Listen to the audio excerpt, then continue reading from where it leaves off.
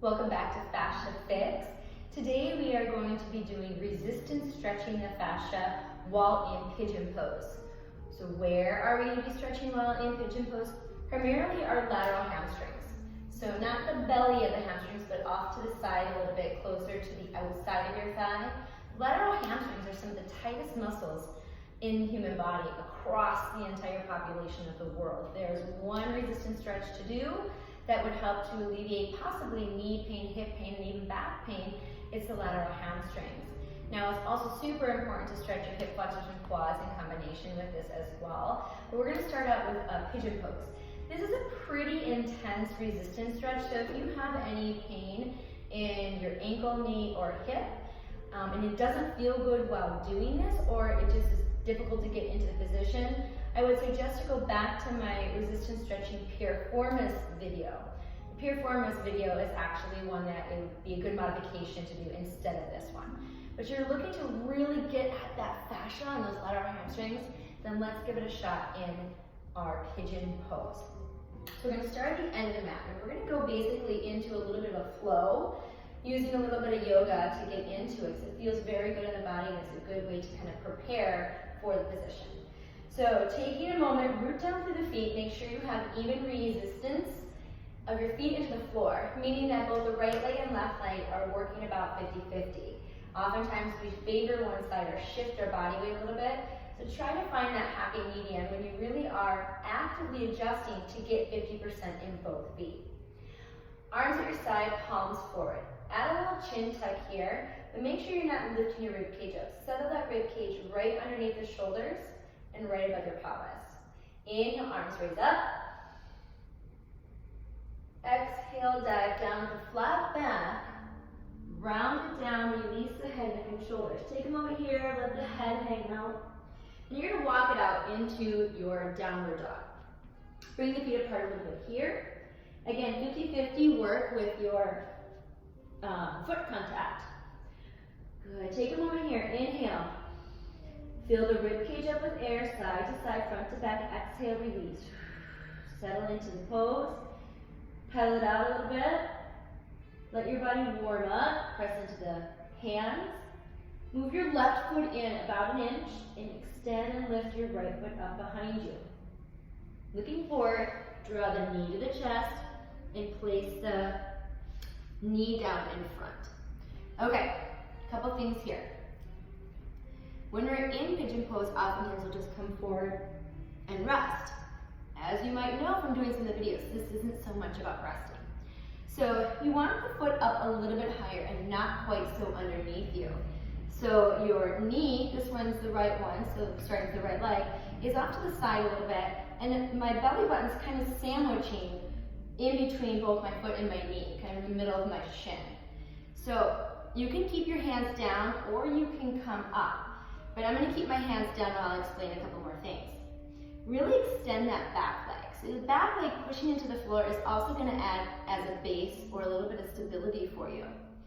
Flex that foot in front to support the knee, so trying to prevent any extra knee stress. So where's our resistance coming from? So we've just shortened our lateral hamstrings. So we want to add activation. So you're going to press the knee and the foot directly down into the floor. So as you're doing that, you want to feel the resistance coming from the lateral hamstrings. I'm going to come up now and use my body weight to push everything down. Once I have that activation here, I'm going to slowly peel myself forward as I'm pushing that knee and foot into the floor. This is very intense. If you feel like it's a lot of work, it is. Press straight down, feel that activation, and draw it forward. Your breath is moving through as you're doing this one. If you're a yogi, if you're a dancer, if you do a lot of stretching in your body and you feel tightness, that's where you want to make sure that you are taking time to do this resistance stretch. Good. We're going to add 2 more resistance stretches. Press straight down into the floor. Slowly come forward as you're doing this. Good. And let's do 1 more on the side. Press straight down. Find that activation. Peel your body forward. Good. As I've done that, eventually what happens is that initial intensity subsides a little bit each time, and I start to feel that area getting a little bit more flexible, which is the goal. Flip the balls of the feet down and back, and then you're gonna bring that back leg to meet the front.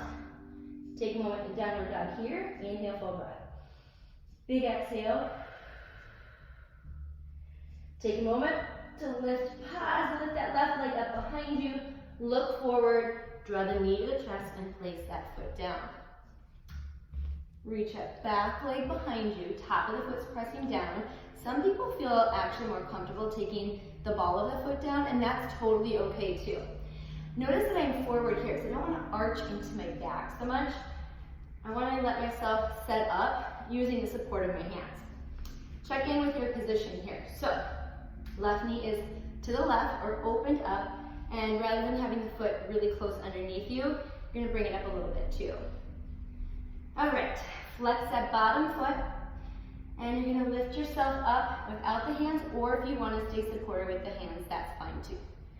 Lifting up to start, with the hands or without, press straight down. So my knee and my foot are going directly down into the floor. When I feel it in my lateral hamstring, that's when I start to move. So I'm having a little bit hard time finding it on this side, so I'm going to take an extra moment to pause, settle in with it, now I found it, and bringing your body weight forward, pressing down the entire time. That's really the key, is that you have that resistance going the entire way through. Press down, draw it forward. Good. Bringing it back up, press down, let that breath flow. Good, draw it forward. You can do as many of these as you feel you need on each side. If you're new to this, you might fatigue a little bit quicker. And if that's the case, just start with maybe 5. Take a break. Maybe you come back to it. Maybe you just do that for the day and try it again the next day. Press straight down. Let's do 2 more on this side. Pull it forward. I went a little further that time. That felt good. Last time, push down. Find that resistance. My leg shaking. Draw it forward. Bring it back up. Support your hands.